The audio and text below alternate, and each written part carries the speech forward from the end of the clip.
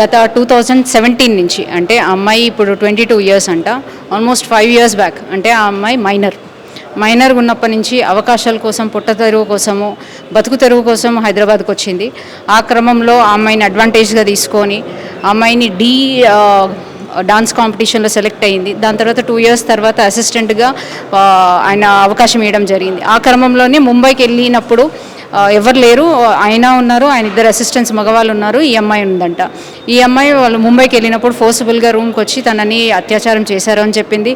At the same time దాని తర్వాత కూడా ఎవరికైనా చెప్తే, ఎవరికైనా ఏమైనా కంప్లైంట్ లాగిస్తే నీ కెరియర్ని మొత్తం మేము కెరియర్ ఇక్కడికి ఆగిపోతుంది అని ఒక బెదిరించో, ప్రలోభపరచో, ఏ విధంగానో మొత్తానికి 5-6 ఇయర్స్ కాలయాపన చేయడం జరిగింది. ఇప్పుడు కొత్తగా వచ్చిన అంశం ఏంటంటే ఆ అమ్మాయిని పెళ్లి చేసుకోమని ఒత్తిడి చేస్తున్నాడు. పెళ్లి చేసుకుని ఒత్తిడి చేయడంలో భాగంగా నువ్వు మతం మార్చుకొని నన్ను పెళ్లి చేసుకోవాలనేది చెప్తున్నాడు అని చెప్పేసి అమ్మాయి క్లియర్గా కంప్లైంట్ కాపీలో మెన్షన్ చేసింది.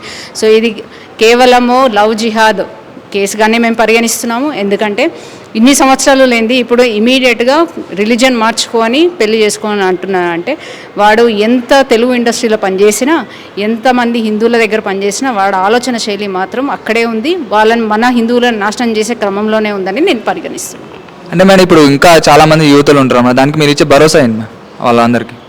ఇప్పుడు మీరు చూసుకున్నట్టయితే ఈ లవ్ జిహాద్ కేసెస్ చాలా పెరుగుతున్నాయి. సో సొసైటీలో కూడా దీనిపైన అవగాహన రావాలి. అట్ ద సేమ్ టైం తల్లిదండ్రులు ఇంట్లో నుంచి వాళ్ళ పిల్లలకి కూడా మానిటర్ చేస్తూ ఉండాలి. ఏం జరుగుతుంది, ఏం జరగట్లేదు, బయట పిల్లలు సెక్యూర్ ఉన్నారా లేదా అనేది కూడా మానిటర్ చేస్తూ ఉండాలి. I do understand it is ఇప్పుడు అన్ని న్యూక్లియర్ ఫ్యామిలీస్ అయిపోయాయి. ఇంట్లో పెద్దవాళ్ళు చెప్పేవాళ్ళు లేరు ఏది మంచి చెడు అనేది. కానీ ఇప్పుడున్న ఫాస్ట్ జనరేషన్లో పిల్లలకి ఆ మాత్రం నాలెడ్జ్ ఉంటుందని నేను అనుకుంటున్నాను. బట్ వీళ్ళు ఎట్లా అంటే ఎంత చాకచక్యంగా ట్రాప్ చేసి వాళ్ళని ఎంత నమ్మిస్తున్నారు అంటే, వాళ్ళు ఆ బ్లైండ్నెస్తోని వాళ్ళు ఏం చేస్తున్నారని కూడా తెలియట్లేదు. తీరా తెలుసుకునే టైంకి చాలా లేట్ అయిపోతుంది. సో ఇక్కడ ఎస్పెషల్గా యంగ్స్టర్స్కి, మా అమ్మాయిలకు నేను చెప్పేది ఏంటంటే, దయచేసి ఈ లవ్ జిహాద్ ఎవడైనా ముస్లిం వచ్చి మీకు చెప్పి మాయమాటలు చెప్తున్నప్పుడు కొంచెము దృష్టి పెట్టండి. ఏదైతే ఒక సబ్జెక్టు, ఒక ఇంపార్టెంట్ క్వశ్చన్ ఏదనేది మీరు అనలైజ్ చేస్తారో, అలాగే ఒక మనిషి ఎలాంటిది, ఎలా ఉంటాడు, వాడు ఎలా మాట్లాడుతున్నాడు, వాడు ఫ్యూచర్లో ఏం చేయబోతున్నాడు అనేది మీకు తెలుస్తుంది. యాజ్ గర్ల్స్గా ఆ నాలెడ్జ్ ఉందని నేను అనుకుంటున్నాను. అలాగే జానీ మాస్టర్ నెల్లూరులో ఉంటున్న సమాచారం కూడా వచ్చింది మ్యామ్. అంటే గవర్నమెంట్ పోలీసులు కానీ వాళ్ళందరూ కూడా ఎలాంటి చర్యను కూడా తీసుకోలేదన్నమాట. దానిపై మీరు?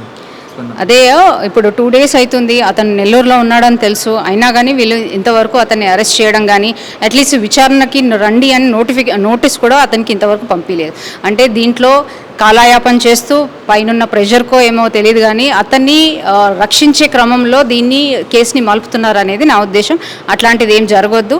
అమ్మాయికి నిష్పక్షపాతంగా అమ్మాయికి న్యాయం జరగాలి.